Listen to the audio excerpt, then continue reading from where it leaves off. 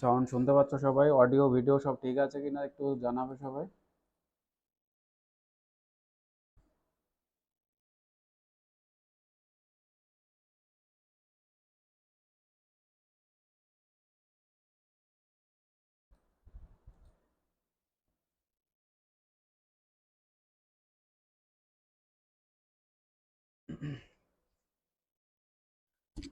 চলো, আজকে ক্লাসটা একটু গুরুত্বপূর্ণ ক্লাস, যদিও প্রেজেন্টের হার খুব কম। প্রায় অল্প কয়েকজন কেবলমাত্র এখানে আমাদের আজকে ক্লাসে আছে। তো যারাই আছে তোমরা মনোযোগ সহকারে দেখো। যারা নেই তো কিছু হয়তো অসুবিধার জন্য তারা ক্লাসে নেই। আহ, তো ফার্স্ট অফ অল আমরা যে মক টেস্টটা নিলাম, আগে মক টেস্টের বিষয়ে কথা বলবো। তোমরা তোমাদের মতামত বা জিজ্ঞাসা কিছু থাকলে সেগুলো অবশ্যই জানাবে, বলবে। তো আমাদের যেগুলো বলার আছে সেগুলো আগে বলে নিই। দেখো, আজকের যে মক টেস্ট এর রেজাল্ট তোমরা দেখেছো। কে কে দেখেছো? তোমরা প্রত্যেকে দেখেছো? এখানে যারা আছো প্রেজেন্ট, রেজাল্ট দেখেছো? একটু জোরে বলবে।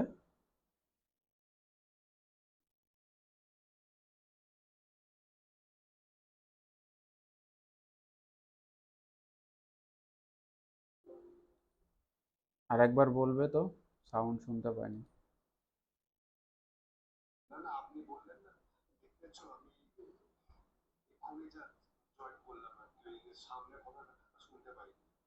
আচ্ছা, মানে যে খাতাগুলো তোমাদেরকে আজকে দেওয়া হলো মক টেস্টের, সেই খাতাগুলো কি তোমরা দেখেছো? আমি চেক করে যেগুলো খাতা দিলাম তোমাদের মক টেস্টের।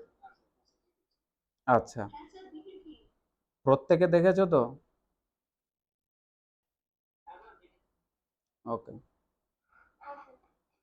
বেশ। আহ, এবার খাতার পরিপ্রেক্ষিতে সম্ভবত আমার যতদূর মনে আছে আরফা নিশাদ, ও হয়তো মানে সব থেকে হাইয়েস্ট মার্কস পেয়েছে। 60+। আরফা আছো নিশ্চয় তুমি ক্লাসে, তোমার মার্কসটা বলবে কত? 64 আজকের মক টেস্টের খাতার সর্বোচ্চ মার্কস।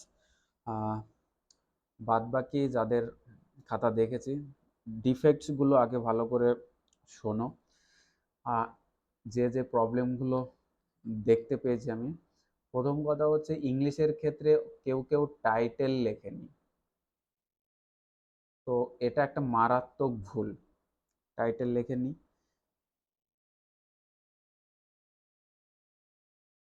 কেউ কেউ লিখেছে কিন্তু যে মেন থিম, সেই থিমটা প্রপার হয়নি। আমি ইংলিশের কথা বলছি ফার্স্টে। থিমটা প্রপার হয়নি, যার জন্য মার্কসটা কমে গেছে।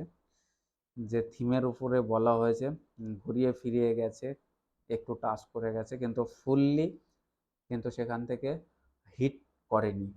হালকা টাচ করেছে কিন্তু ফুললি হিট করেনি, সেক্ষেত্রে নাম্বারটা কমে গেছে।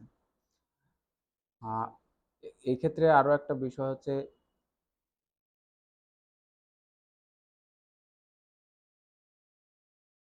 কনক্লুশন, যেটা কনক্লুশন টানার ক্ষেত্রে মানে একদম শেষের যে পরিসমাপ্তি, সুন্দর করে যে লেখা শেষের লাইনটা, সেটা আমি ম্যাক্সিমাম মানে 99% খাতায় আমি পাইনি। যে শেষের যে লাইনটা সুন্দর করে লিখতে হয়, সেই লেখার জায়গাটা ছিল প্রত্যেকেরই, কিন্তু এটা ম্যাক্সিমাম লিখতে পারেনি, লেখেনি, ম্যাক্সিমামই লেখেনি। তো এটা একটা অসুবিধা, বেশ দারুণ অসুবিধা। কারণ কনক্লুশনের যদি ভালো ইতি টানা যায় তাহলে একটা ভালো মার্কস আসে। যিনি খাতা দেখেন তিনি খুশি হন এর এই ক্ষেত্রে। আর কিছু গ্রামারের গ্রামারের যে ভুল সেটা আমি পেয়েছি। তো গ্রামাটিক্যাল এরর কিছু কিছু জনের আছে, সেটা তোমরা দেখে নেবে খাতা। মেনশন করা আছে কিছু। আর প্রপার ওয়ার্ড, এই জায়গাটায় ম্যাক্সিমাম খাতায় আমি দেখতে পেয়েছি যে প্রপার ওয়ার্ড কোন ক্ষেত্রে কোন ওয়ার্ডটা। দেখো সিনোনিম আমরা অনেক ক্ষেত্রে ইউজ করতে পারি, কিন্তু সেই সিনোনিমের ওই ওয়ার্ডটা যে কোন ক্ষেত্রে ব্যবহার করা হয় সেই ক্ষেত্রটা একটু ভালো করে তোমরা খেয়াল করবে। ঠিক আছে, আমি দেখেছি, আমি জাস্ট একটা উদাহরণ দিচ্ছি, এরকম আরো আছে। Self help, self help versus self confidence.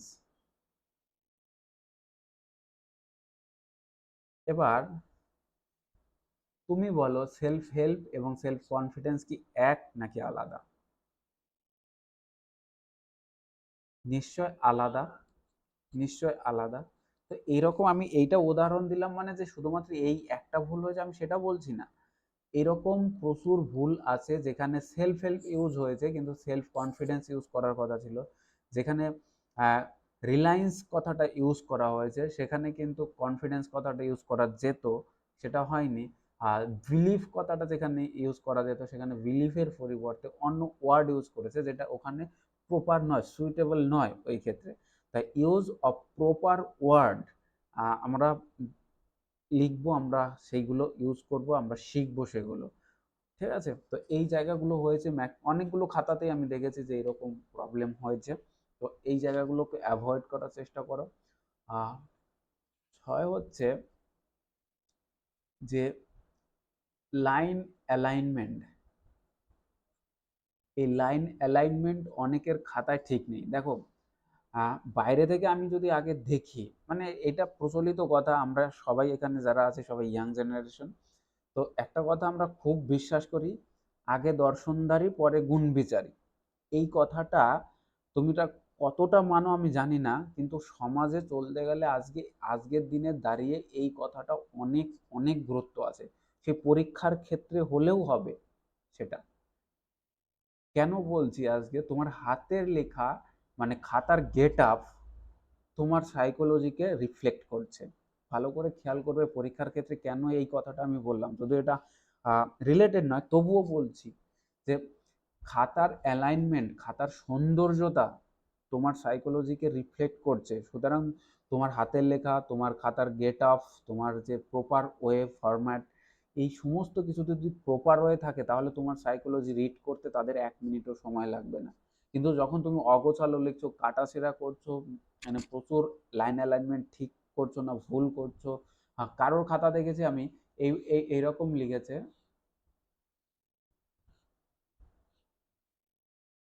এইরকম হয়ে শেষ করেছে। ভাই এটা পরীক্ষার খাতা, এটা চাকরির পরীক্ষা, এটা ইয়ার্কির জায়গা নয়। এটা কি এইভাবে কেউ খাতায় লেখে? মানে লাইন বড় থেকে আস্তে আস্তে ছোট হতে হতে এরকম মানে ত্রিভুজ আকৃতি করে দাঁড় করিয়েছে, এরকম হয়েছে। এখানে ব্যাপারটা হচ্ছে তোমাদের এই জায়গাগুলোকে ঠিক করতে হবে। মক টেস্ট দেওয়ার মানেই তো এগুলো, যে যেই জায়গাগুলো ভুল করছি আমরা সেই জায়গাগুলোকে রিকভার করব কি করে, আমরা সেটা শিখবো এখান থেকে।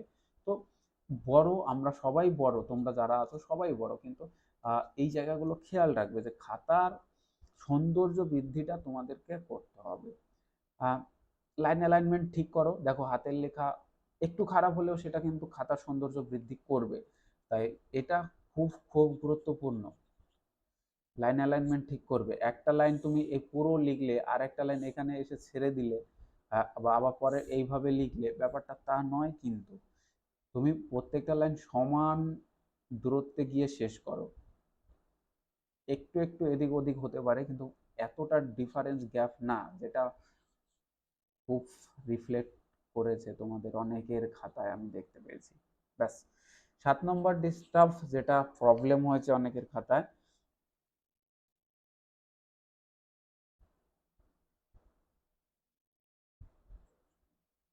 দাগ নাম্বার।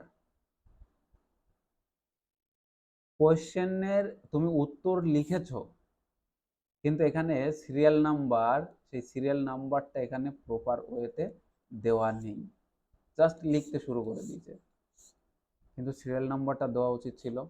এটা ভুল করেছে অনেকেই, সিরিয়াল নাম্বার আমি মার্কস দিয়ে দিয়েছি, কিন্তু তবুও তোমাদের এই জায়গাটা খেয়াল রাখতে হবে, কারণ পরীক্ষার হলে যদি সিরিয়াল নাম্বার না দাও নাম্বার পাবে না। আর আর কিছু প্রবলেম যেটা দেখা গেছে, আমি ইংলিশের কথাটাই কিন্তু এখনো ভুলে যাচ্ছি, বাংলার ক্ষেত্রে আমি পরে আসছি।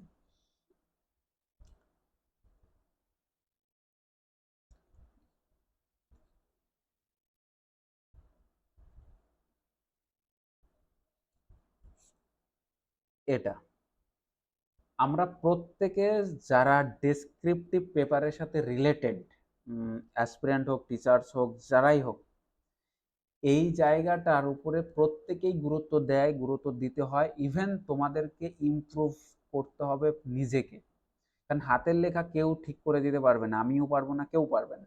তোমাদের হাতের লেখা, এখানে যে যে অনার্সে কে কোন ব্যাকগ্রাউন্ড থেকে এসছো সেটা বড় কথা নয়, তোমার হাতের লেখা কি আছে সেটা বড় কথা। কারণ এখানে অনেকেই আছে ইংলিশ অনার্সের, অনেকে আছে অন্য ম্যাথসের আছে, ফিজিক্স আছে, টেকনিক্যাল লাইন থেকেও এসছে অনেকে। তাদের হাতের লেখা কারো ভালো, কারো মোটামুটি, কিন্তু এমন এমন হাতের লেখা আছে যেগুলো মানে পাঠ উদ্ধার করা খুব মুশকিল, খুব মুশকিল। যাদের নাম্বারটা 51 থেকে 53 54-তে আটকে আছে, অনেকেরই আটকে আছে। কেন আটকে আছে অনেকের? এই হাতের লেখার জন্য। যদি তাদের হাতের লেখাটা আমি আরো ভালো বুঝতে পারতাম, পড়ার মতো হতো, তাহলে এটা হয়তো বা 60 বা 60-র কাছাকাছি নাম্বার কিন্তু চলে আসতো। আমি অনেক ওয়ার্ডের মিনিং আমি বের করতে পারিনি, মানে মিনিং না ঠিক, মানে কি লিখেছে ওই ওয়ার্ডটা সেইটাই আমি উদ্ধার করতে পারিনি, ফলে সেটাকে বাদ দিয়ে আমাকে পড়তে হয়েছে। তো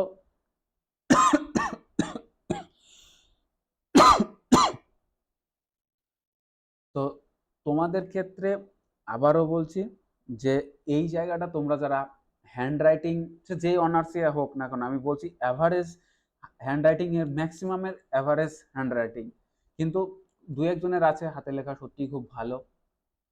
আবার এমন এমন কিছু জন আছে হাতের লেখা বোঝা যায় না। তাই তোমাদের যার যেরকমই আছে না কেন, এই হাতের লেখার জন্য তোমাদের নাম্বার যে কমে গেছে, তোমরা এটা রিয়ালাইজ করো এবং এটা মেনে নাও। কারণ আমি নিজে নাম্বার দিয়েছি, আমি নিজে তোমাদেরকে বলছি যে তোমাদেরকে হাতের লেখার জন্য নাম্বারটা কম দেওয়া হয়েছে, নাহলে তোমাদের হাতের লেখার জন্য আরো 2 1 3 4 করে নাম্বার বাড়তো, বাড়তো।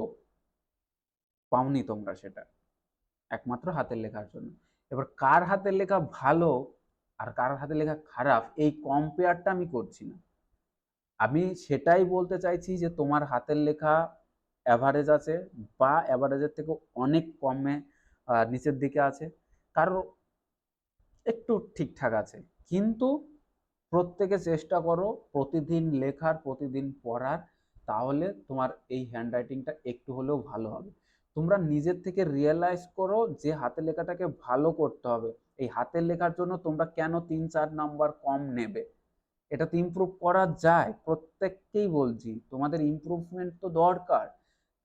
তাই তোমরা প্রতিদিন বাংলা লেখো, প্রতিদিন ইংরেজি লেখো, হাতের লেখা পরিষ্কার পরিচ্ছন্ন রাখো। আর আরেকটা কথা তোমাদেরকে বলবো, সেটা বাংলাটা বলে নিই তারপরে বলবো, যে ম্যাটেরিয়ালসের উপরে কিছু বলতে চাইছি, সেটা তোমরা একটু মনে করিয়ে দিও যদি ভুলে যাই তো। এরপরে আমরা আসবো বাংলার ক্ষেত্রে। বাংলার ক্ষেত্রে যে জায়গাগুলো আমি ইংলিশের ক্ষেত্রে বললাম, এইগুলো তো সবগুলোই ঠিক আছে একদম। এগুলোর সাথে আরো কিছু যোগ করা হবে, সেটা হচ্ছে বাংলার ক্ষেত্রে যেটা হয়েছে, যে বাংলা লিখছি আমরা, সে প্রতিবেদনের ক্ষেত্রে দিয়েই আমি বোঝানোর চেষ্টা করছি।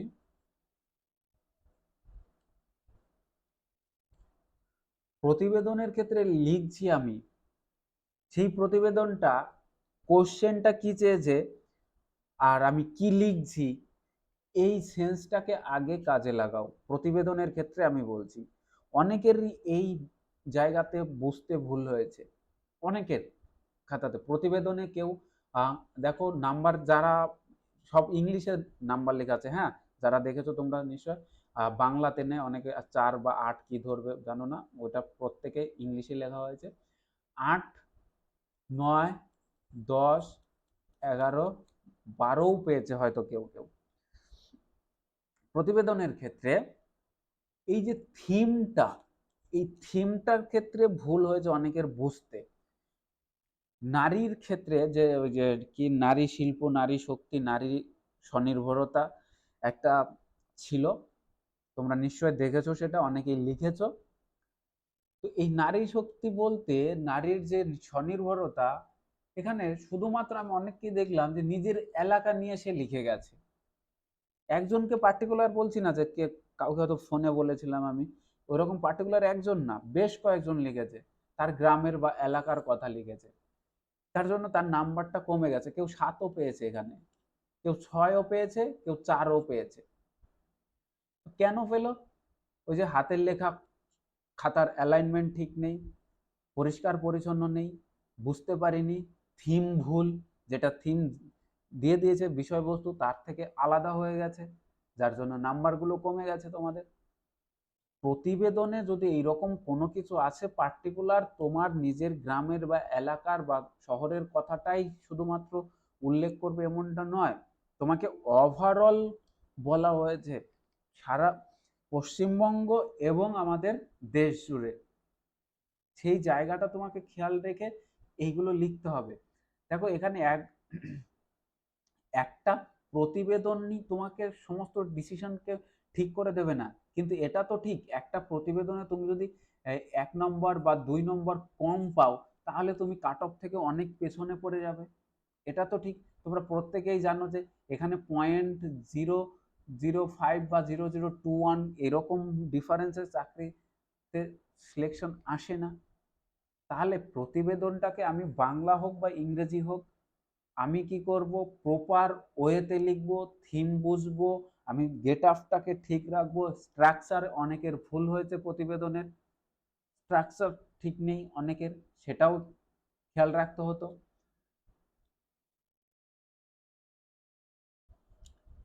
এখানে 9 নম্বর ইংলিশের ক্ষেত্রে আরেকটা বিষয় বলে দিই, যে এখানে ট্রান্সলেশনের ক্ষেত্রে একটা সমস্যা দেখা গেছে, যে ট্রান্সলেশন করতে গিয়ে অনেককে দেখেছি যে ওয়ার্ড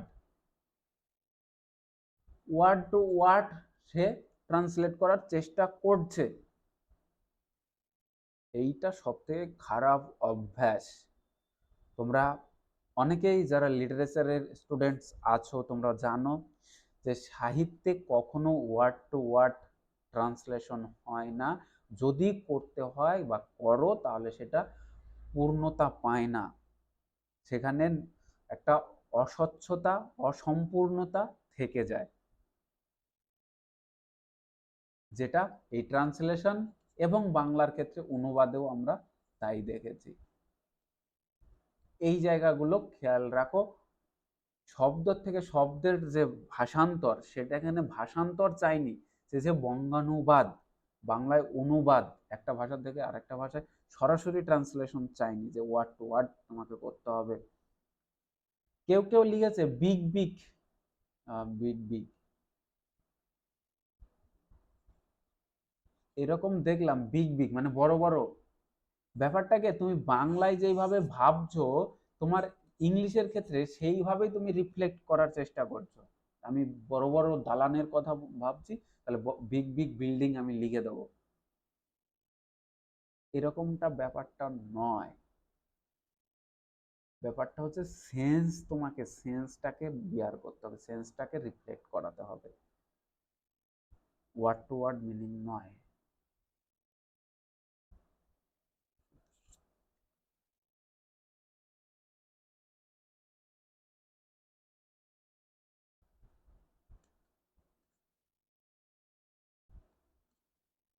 বাংলা সারাংশ এই ক্ষেত্রে দেখা গেছে যে মেইন থিম, যেখানে আমার প্যাসেজটা রয়েছে বা অনুচ্ছেদ রয়েছে বাংলায়, সেই অনুচ্ছেদের যে মূল বিষয়বস্তু, ধরো অনুচ্ছেদটা 120টি শব্দের মধ্যে রয়েছে, এবার সেটা আমরা 1/3 ওয়ার্ডে যদি আনি তাহলে সেটা 40টি শব্দের মধ্যে আমরা লিখতে পারি।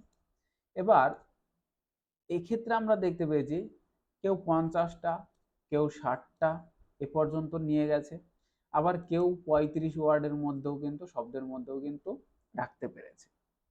এবার প্রশ্ন হলো তাহলে প্রবলেমটা কোথায়?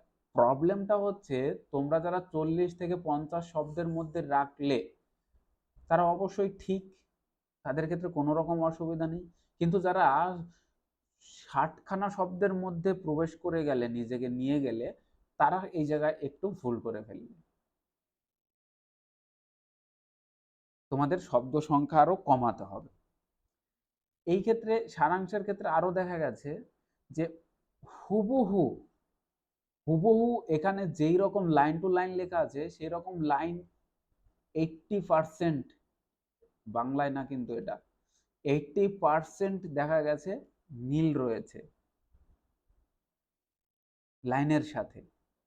কিন্তু লাইনের সাথে তো মিল তো চাইনি, চেয়েছে একটা অনুচ্ছেদ রয়েছে তাকে ছোট করে সমস্ত বিষয়বস্তুটাকে তুলে ধরার। লাইন টু লাইন তুলে ধরার কথা বলা হয়নি, পুরো বিষয়বস্তুটাকে তুলে ধরার কথা বলা হয়েছে। কিন্তু অনেককে দেখলাম যে লাইন তুলে দিয়েছে পুরো কপি। এটা করা যাবে না, যার জন্য নাম্বারটা কমে গেছে তোমাদের।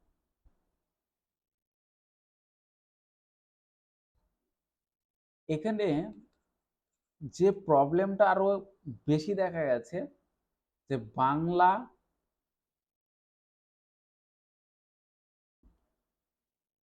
ইংরেজি এই দুটো সাবজেক্টেই বানান ভুলের প্রবণতা আছে।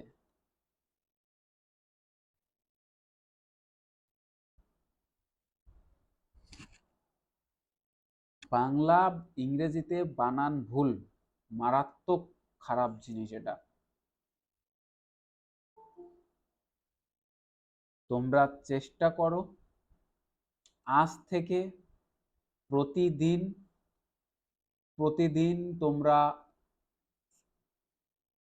পেপার নাও, বাংলা এবং ইংরেজি পেপার নাও, মানে নতুন পেপার নিতে পারো, পুরনো পেপার তোমাদের কাছে থাকলে সেগুলোও পড়তে পারো, কিন্তু পেপার পড়ার অভ্যাসটা তৈরি করো।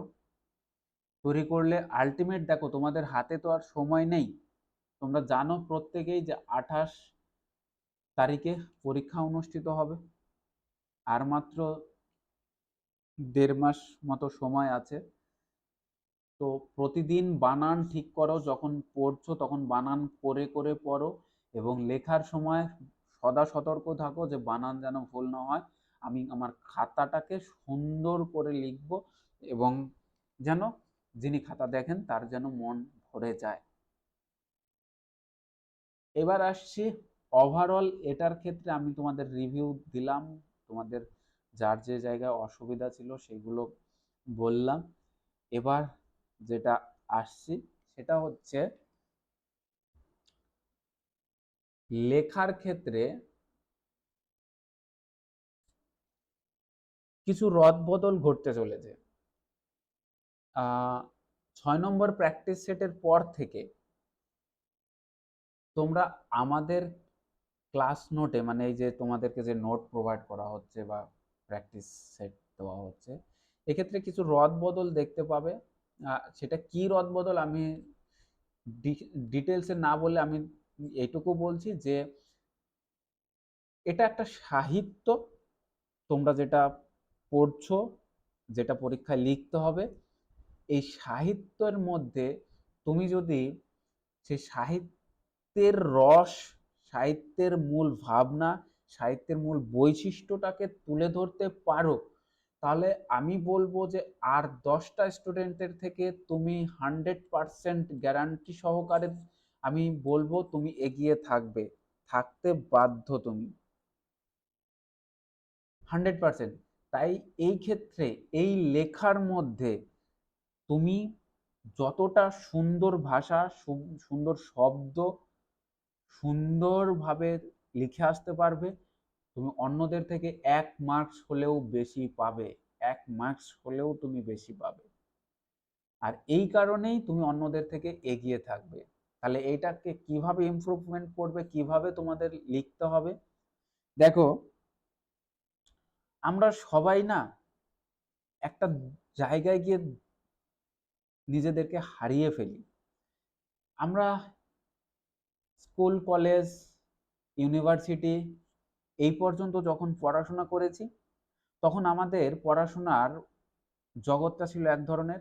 এখান থেকে যখন আমরা শিফট হলাম, গভর্নমেন্ট জবের জন্য পড়াশোনা করলাম বা প্রিপারেশন নিতে শুরু করলাম, তখন এই জায়গাটাকে পুরোপুরিভাবে আমরা যেন শেষ করে দিয়ে এখানে আমরা প্রবেশ করলাম। ফলে আমরা এই জায়গা থেকে যা শিখেছিলাম তার পুরোপুরি প্রয়োগ এখানে আমরা করতে পারি না। হয় না? তুমি যেই ব্যাকগ্রাউন্ড থেকেই আসো না কেন, আমরা করতে পারি না। হয়নি, হচ্ছে না, হবেও না কোনোদিন। তাহলে এই জায়গা থেকে আমরা যে সাহিত্যগুলো পড়ে এসেছি বা পড়েছি, তার এবার প্রয়োগ আমরা করব এই জায়গাটাতে, অর্থাৎ এই ক্লার্কশিপের মেইন এক্সামে। এটাই একটা বড় সুযোগ, সেই পুরোনো দিনগুলোকে আমরা আবার ফিরে পেতে পারি। তার জন্য কি করবে? তোমার ভাষা, তোমার সমস্ত কোয়ালিটি বাড়ানোর জন্য তোমাদের কাছে যদি এখনো পর্যন্ত ক্লাস 9, 10, 11, 12 যদি বাংলা সাহিত্যের বই থাকে বা সহায়িকা বই হলেও চলবে, তো 11, 12 এই বইগুলো একটু যদি পারো, সহায়িকা বই হোক বা টেক্সট বুক হোক, তোমরা একটু পড়ার চেষ্টা করো। যেখানে বাংলা ব্যাকরণ বই আছে সেখান থেকে তোমরা পড়তে পারো, যেখানে এই রাইটিং স্কিল বা এই ডেসক্রিপটিভ অংশটুকু রয়েছে, সেই জায়গাটা পড়ো। দেখো, অটোমেটিক্যালি তোমার ভাষা, তোমার চিন্তা ভাবনা, তোমার সমস্ত কিছু চেঞ্জ হয়ে যাবে। দেখবে সহজ পাঠ, সেই কোন ছোট্টবেলায় পড়েছি আমরা সহজ পাঠ, সেই সহজ পাঠের কিছু কিছু গল্প আছে যেগুলো থেকে ট্রান্সলেশন আসে, বিভিন্ন পরীক্ষায় দেখা গেছে। সেই সহজ পাঠের বইটা পড়ো। সেই ক্লাস 3, 4-এর যে ছোট ছোট বাংলা বই ছিল, যে বইগুলোতে আমরা পড়াশোনা করেছি, সেই বইটা তোমরা একবার পড়ো। দেখো তোমার চিন্তা ভাবনা, দেখো একটা বই একদিনে শেষ করে দিতে পারবে ওই ওই সমস্ত বইগুলো, কিন্তু তার থেকে তুমি অনেক বেশি শিখতে পারবে। এই কম্পিটিটিভের বইতে, বই তো নয় এগুলো, যেন এক একটা মেশিন যন্ত্র। এর মধ্যে আমি প্রকৃত অর্থেই আমি কোনো মানে রস আস্বাদন আমি করতে পারি না এর থেকে। এই কারণে আমি তোমাদেরকে বললাম।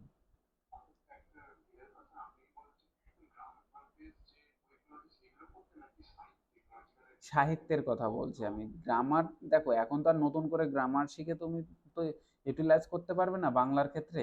ইংলিশের ক্ষেত্রে তুমি ইমপ্রুভমেন্ট করতে পারবে একটু, সেটা তোমরা করতে পারো। আর আমি যেটা বললাম সেটা পুরোটাই সাহিত্যের কথা বললাম, গল্প, কবিতা, এইগুলো।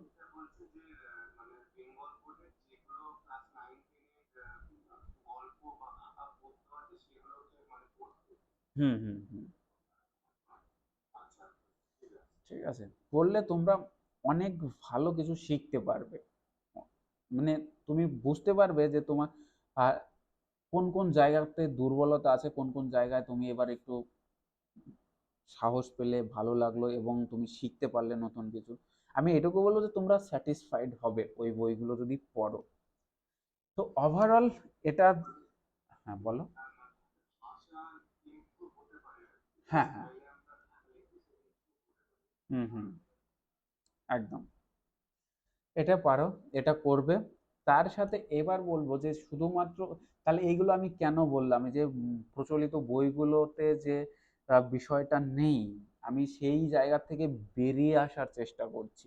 আমি নিজেকে, আমি সেই জায়গাটায় তৈরি করতে চাইছি, মানে আমি তৈরি করতে চাইছি মানে তোমাদের জন্যই তৈরি করছি। তোমরা সেটা পেতে চলেছো আগামী 6 নম্বর মক টেস্টের পর থেকে, দেখবে যে লেখার প্যাটার্ন গুলোও চেঞ্জ করতে শুরু করেছে। কারণ সেই লেভেলের আমাকে খাটতে হচ্ছে, পরিশ্রম করতে হচ্ছে তোমাদের জন্য, যাতে তোমরা অন্যদের থেকে এগিয়ে থাকো। কারণ সেইভাবেই আমি ম্যাটেরিয়ালস তৈরি করছি, যেখানে ভাষার সৌন্দর্যতা বাড়ানোর চেষ্টা করছি। আমি তোমাদের এর আগেও বলেছি যে কবিতার লাইন যদি দেওয়া যায়, প্রত্যেকটা রাইটিংয়ে কোনো বিখ্যাত ব্যক্তির উক্তি বা কবিতার উক্তি যদি আমরা তুলে ধরতে পারি, তাহলে এর মাধুর্যতা বেড়ে যায়। আর আমি সেটা করারই চেষ্টা করছি। আগামী নোটগুলোতে তোমরা তার রিফ্লেকশন পাবে। আর তার জন্য কি পরিমাণ খাটতে হচ্ছে, কতটা ঘাম ঝরাতে হচ্ছে, সেটা কাছে থাকলে দেখলে বুঝতে পারতে। জাস্ট এটুকুই। তো আমি এটুকু বলবো যে পরিশ্রম আমি যেহেতু তোমাদের জন্য করছি, এবার তোমরা তোমাদের নিজেদের জন্য পরিশ্রম করে সফলতা এনে জাস্ট একটা মেসেজ তোমাদের কাছ থেকে আমি চাই, স্যার ফাইনালি সিলেক্টেড হয়েছি। জাস্ট এই মেসেজটার আশায় আমি তোমাদের জন্য অপেক্ষা করছি, আর এইভাবে তোমাদের জন্য পরিশ্রম করে যাচ্ছি। জাস্ট এই কথাটা মাথায় রেখে তোমরা তোমাদের জন্য লড়াই করতে থাকো।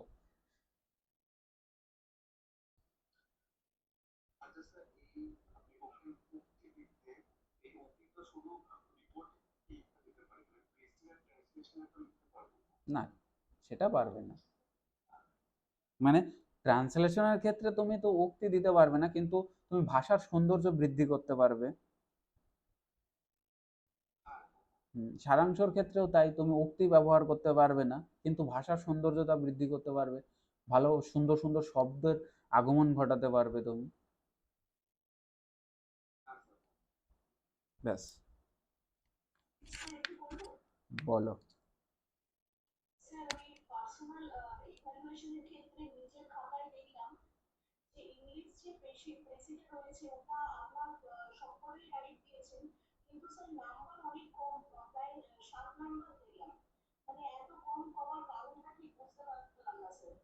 মোনালিসা বলছো?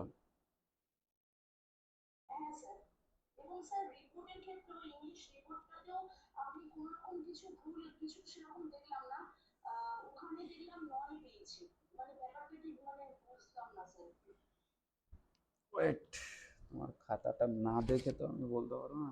মোনালিসা, তাই তো? Just wait.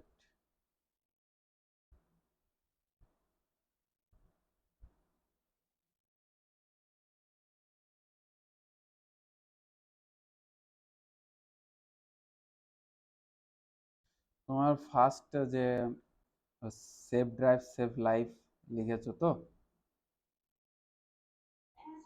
তুমি দেখো ফার্স্ট লাইনেই তোমার ভুল। ওটা মার্ক করেছিলাম, হয়তো দাগটা পড়েনি, তোমার কাছে যায়নি। তো ফার্স্ট লাইন যেটা লিখেছো সেটাই ভুল। সেভ ড্রাইভ সেভ লাইফ, বিষয়টা তা নয়। Save drive save life, SAVE, save life. প্রথমটা FE, সেভ ড্রাইভ, তারপর এটা SAVE, সেভ লাইফ। ওখানে ভুল রয়েছে। আমি এখানে মার্ক করা ছিল, হয়তো দাগটা তোমার কাছে পৌঁছায়নি বা যায়নি এখান থেকে, কেন বুঝতে পারিনি। ওখানে ভুল আছে। তো আর ওভারঅল তুমি যেটা লিখেছো,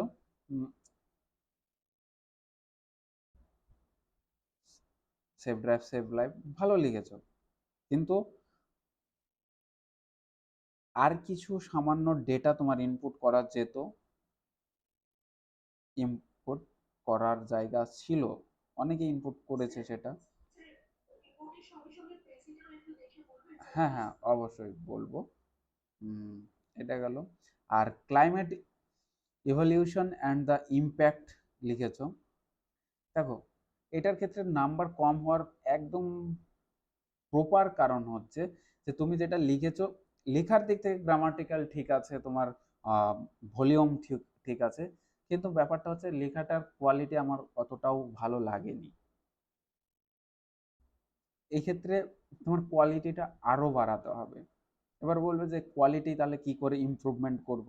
তার জন্য বারবার প্র্যাকটিস করতে হবে। বিভিন্ন শব্দ, বিভিন্ন ডেটা যেখানে ওখানে ছিল, সেই ডেটাগুলো তুমি যেমন ইউজ করেছো কম বেশি, কিন্তু আরও ডেটা তোমাকে ইউজ করতে হবে এখানে।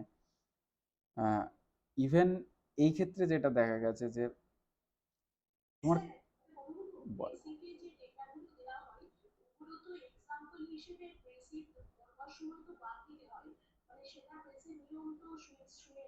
হ্যাঁ, না পুরো ডেটা তো তুমি দিতে পারবে না, পুরো ডেটা তুমি কখনোই প্রেসিতে দিতে পারবে না, কারণ পুরো ডেটা কেবলমাত্র প্যাসেজের মধ্যে থাকে, ওখান থেকে কিছু দুটো একটা ইম্পর্টেন্ট ডেটা তোমার এখানে লাগে, একদম ফুললি ডেটা তুমি রিমুভ করে দিতে পারো না,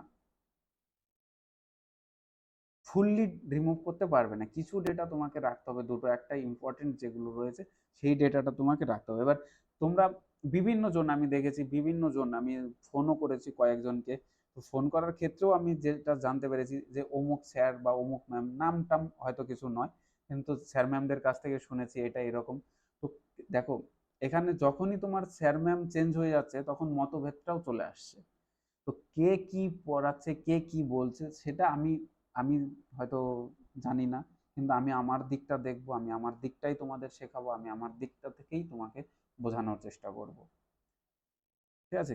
তোমরা অনেকেই বলবে যে ডেটা দেওয়া যায় না। আমি আমি পৃথিবীর কোনো নিয়মে আমি দেখিনি যে ডেটা দেওয়া যায় না, ডেটা দেওয়া যায়, কিন্তু পুরো ডেটা দিতে নেই সেইটুকু আমি জানি রুলস রেগুলেশনে, কিন্তু ইম্পর্টেন্ট ডেটা এখানে দেওয়া যায় এটা জানি। তো এই ক্ষেত্রে তুমি তোমার কোয়ালিটিটা আরো একটু বাড়াতে পারো, বাড়ানোর জায়গা আছে, আমি সেই জন্যই তোমাকে নাম্বার দেখো 7 আর 9, 15-তে 7 মানে প্রায় 50%, আর একটা প্রায় 70%। ঠিক আছে? তো 9, 15-তে 9 মানে ভালো নাম্বার, তুমি এর বেশি হয়তো যদি বেশি পেতে পারো তো সেটা 10, 11, খুব ভালো হলে সেটা সর্বোচ্চ পর্যায়ে ভালো হলে 12, সেটা রেয়ার ক্ষেত্রেই হয়। আর 7 50%। আর ডেসক্রিপটিভ পেপারে তুমি যত ভালোই লেখো, কোথাও না কোথাও সাহিত্যের ব্যাপারটা যখন চলে আসছে, যখন তোমার ডেটার ব্যাপারটা চলে আসছে, ডেসক্রিপটিভ পেপারে ভালো লাগার ব্যাপারটা চলে আসছে, এখানে তোমার এমসিকিউ নয়, তো ফুললি ঠিক হয়েছে তুমি ফুল মার্কস পাবে এরকম ব্যাপারটা নয়। আমার মনে হয়েছে যে আরো ভালো করা যেত, তাই আমি তোমাকে নাম্বারটা এত দিলাম, সে 2 দিই বা 20 দিই, এই জায়গাটা থেকে যায়। ঠিক আছে? এটা এক্সামিনারের হাতে থেকেই যায় এই বিষয়টা।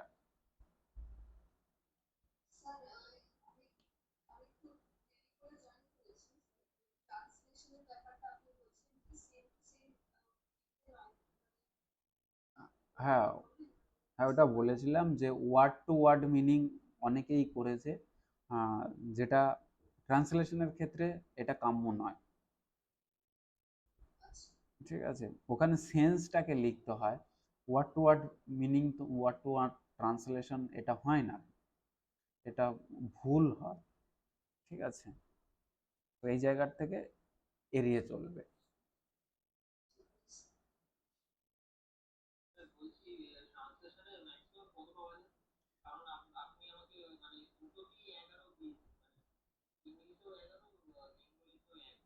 এগারো পেয়েছো মানে ভালো নাম্বার পেয়েছো, ট্রান্সলেশনে কত পাওয়া যাবে ওটা ডিপেন্ড করে, 13, 14, সর্বোচ্চ 15।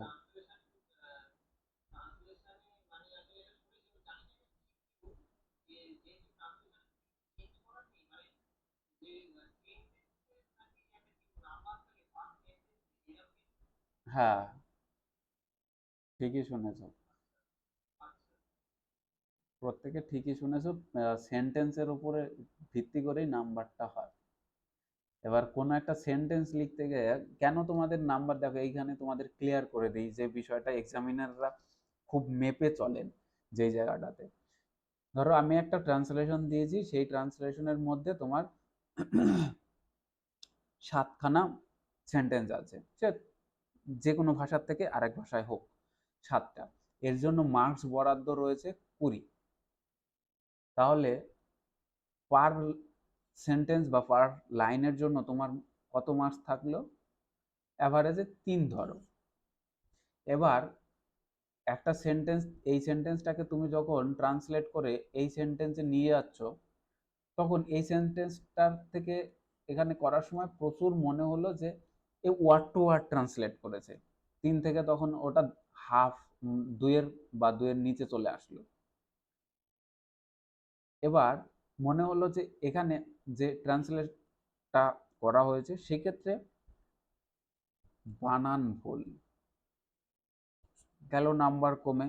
একটা বানান ভুল মানে তোমার একটা সেন্টেন্সের মধ্যে একটা বানান ভুল মানে তোমার ওখানে হাফ নাম্বার কমে গেল, একদম ন্যূনতম হলেও হাফ নাম্বার কমলো গেল। এবার সেন্টেন্স ফরমেশনের ক্ষেত্রে যদি ভুল হয়, যে কি অর্থটা বলতে চাইলে পরিষ্কার হলো না, সেক্ষেত্রে তোমার 1 নম্বর ওখানেই কেটে গেল। 3 নম্বর ছিল, 1 নম্বর ওখানেই কেটে গেল।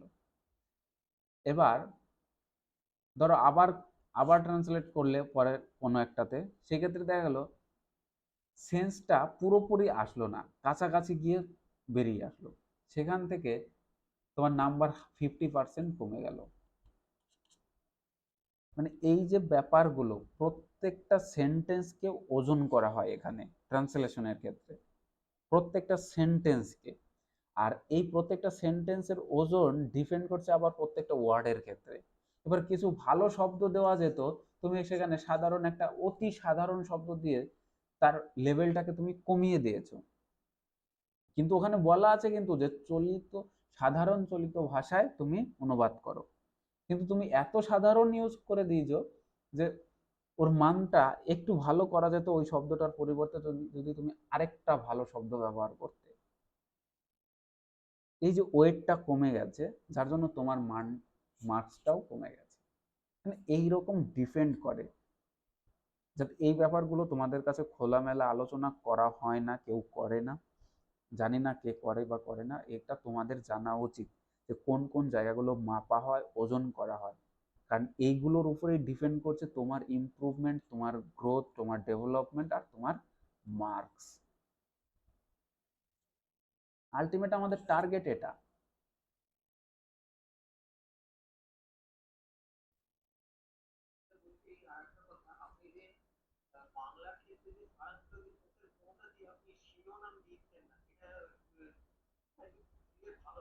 হ্যাঁ, হ্যাঁ, হ্যাঁ, সেটাই একদমই ঠিক বলেছো।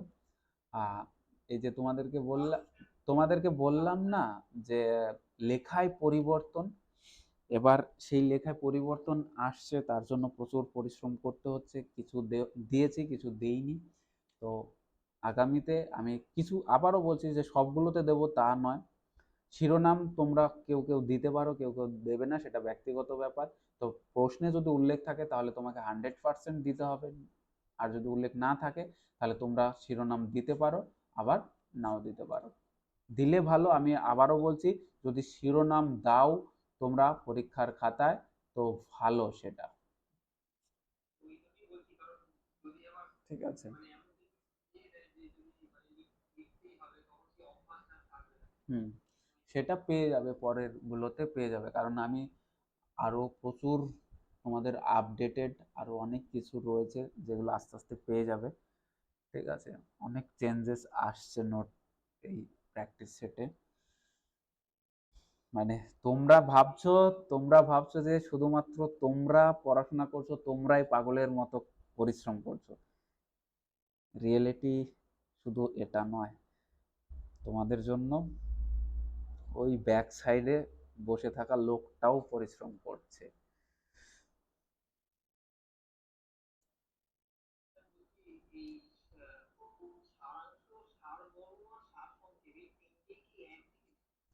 এখন আর ডিফারেন্স, তোমাদের ওই ডিফারেন্স বুঝতে হবে না তোমাদেরকে।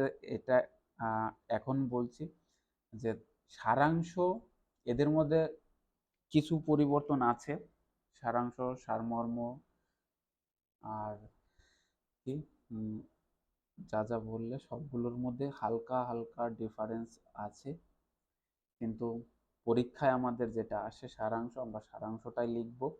আর আপাতভাবে তোমরা 1 ধরে এগোও, যদিও 1 না, আবারও বলছি যে 1 না, কিন্তু তোমরা এখন 1 ধরেই এগোও। ঠিক আছে, কিছু ডিফারেন্স আছে, এর আগে তোমাদেরকে বলেছিলাম, জানি না তোমরা কেউ ক্লাস করেছিলে কিনা সেই দিন। ঠিক আছে, ফার্স্ট ক্লাসে আমি তোমাদেরকে এইসব বিষয়ে ক্লিয়ার করিয়েছিলাম। না হলে একবার ভিডিওটা দেখে নিও, ভিডিওতে বলা আছে। হুম।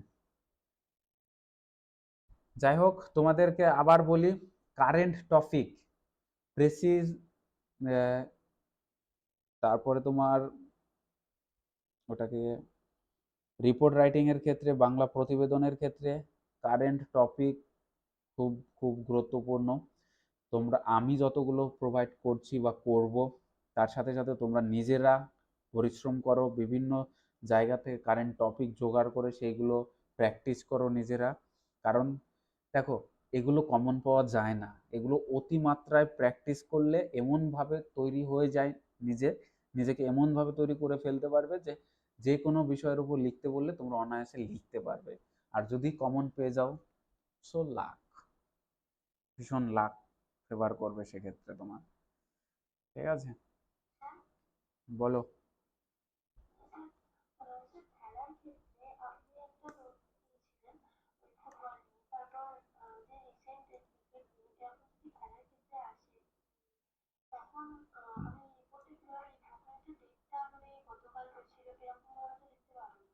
না,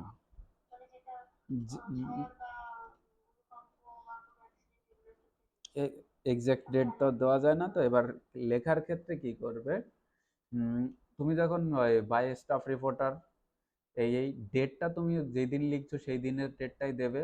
এবার ভেতরে যখন থিম, হ্যাঁ পরীক্ষার ডেটটা, হ্যাঁ হ্যাঁ পরীক্ষার ডেটটা লিখবে। আর ভেতরে যখন তুমি বডি লিখছো, বডিতে মেন থিম লিখছো, সেই ক্ষেত্রে তুমি প্রপার ডেটটা ইউজ করবে।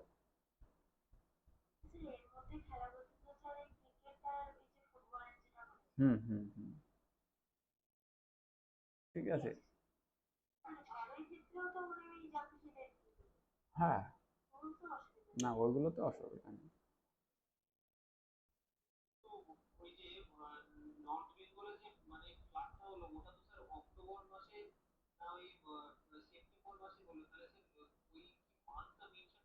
হ্যাঁ হ্যাঁ, মাসটা তোমার প্রপার ডেট যদি না মনে থাকে, তুমি মাসটা উল্লেখ করে দেবে। কারণ এইগুলো দেখো বাস্তব ঘটনা তো, যেগুলো সত্যি সত্যি হয়ে গেছে, এবং সেইগুলো এতটাই নিউজে এসছে যে ওই ক্ষেত্রে তুমি আনুমানিক কিছু বসাতে পারবে না, মানে ভুল হয়ে যাবে তাহলে। ধরো সেপ্টেম্বর মাসে কোনো একটা বন্যা হলো, আহ, এবার তুমি সেটাকে নভেম্বর মাস করে দিলে, এবার বুঝতেই পারলে। হুম, প্রথমেই বলবে এ কিছু জানে না। হুম। এই কারণেই কিছু যেগুলো এইরকম টাটকা ঘটনা, সেগুলো তোমরা মাস অন্তত, একদম ফিক্সড ডেট মনে না থাকলেও মাসটাকে একটু মেনশন করে দেবে।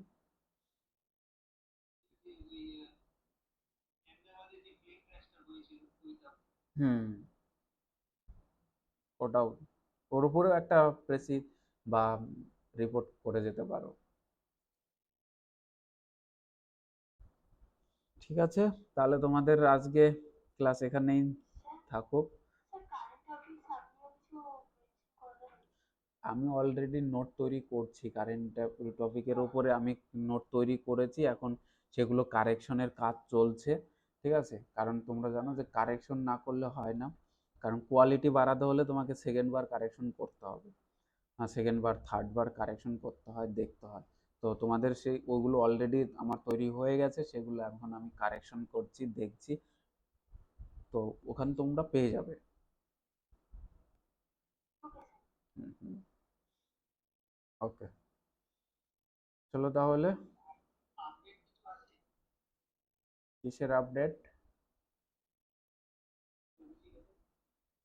ওই, আমি আজকে সময় পাইনি, ভীষণ, মানে খোঁজই নিতে পারিনি। তবে যতটুকু আমি শুনেছি, মানে আমি নিজে দেখিনি, শুনেছি, তাতে মনে হলো যে পিছিয়ে গেছে বোধহয় অনেকদিন, কি এরকম দোষারোপের ব্যাপারটা চলে এসছে, এরকম কিছু একটা হয়েছে।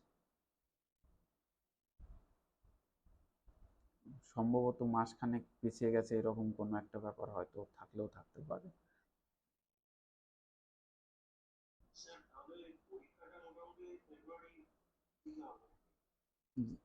হ্যাঁ, জানুয়ারি ফেব্রুয়ারি ধরে রাখো না। ঠিক আছে? এই জানুয়ারি ফেব্রুয়ারি যদি ওয়েট, আমি রেকর্ডিং অফ করছি, হ্যাঁ?